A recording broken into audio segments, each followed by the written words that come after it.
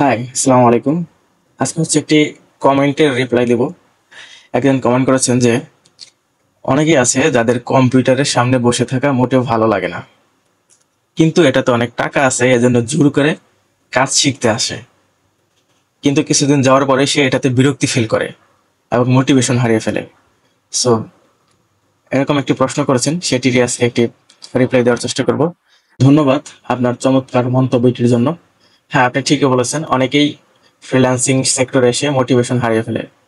এটা দূর থেকে যতই গ্ল্যামারাস মনে হয়, আসলে কিন্তু ব্যাপারটা তেমন নয়। আপনি যদি দীর্ঘ সময় কম্পিউটার সামনে বসে না থাকতে পারেন, তাহলে কিন্তু ফ্রিল্যান্সিং আপনার জন্য অনেকটাই কঠিন হবে। এবং আপনি যদি ফ্রিল্যান্সিং উপভোগ করতে পারেন, তাহলে কিন্তু এটা অনেক মজার হবে এবং টাকা আসবেই।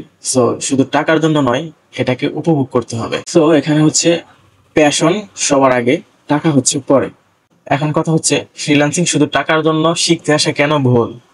কারণ টাকা আপনাকে মোটিভেট করবে না, কিন্তু প্যাশন আপনাকে মোটিভেট করবে।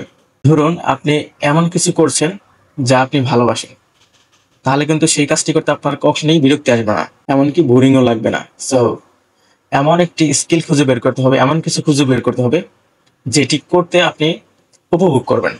উদাহরণস্বরূপ যদি বলি, আপনি কি ডিজাইন করতে ভালোবাসেন, নাকি লিখতে ভালোবাসেন, নাকি কোডিং করতে ভালোবাসেন, নাকি ভিডিও এডিট করতে ভালোবাসেন? এখন কোনটা করতে আপনার সবচেয়ে বেশি ভালো লাগে, সেই কাজটি খুঁজে বের করুন এবং সেটি শুরু করুন। এখন কথা হচ্ছে, বিরক্তি কেন আসে?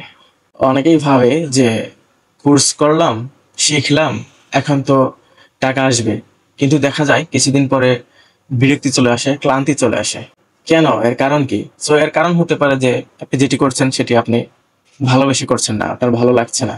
তো আপনি যদি আপনার নিজের প্যাশন খুঁজে পান এবং সেটি নিয়ে এগিয়ে যান, তাহলে কিন্তু ফ্রিল্যান্সিং আপনার জন্য অনেক ইন্টারেস্টিং হতে পারে। সো সর্বশেষ বলবো, ফ্রিল্যান্সিং সবার জন্য নয়। যাদের ধৈর্য রয়েছে তাদের জন্য ফ্রিল্যান্সিং দারুণ একটি সুযোগ। নিজের ভালো লাগার স্কিল খুঁজে বের করুন, ছোট ছোট ধাপে শুরু করুন এবং নিজের জার্নিকে উপভোগ করুন। ধন্যবাদ সবাইকে। আসসালামু আলাইকুম।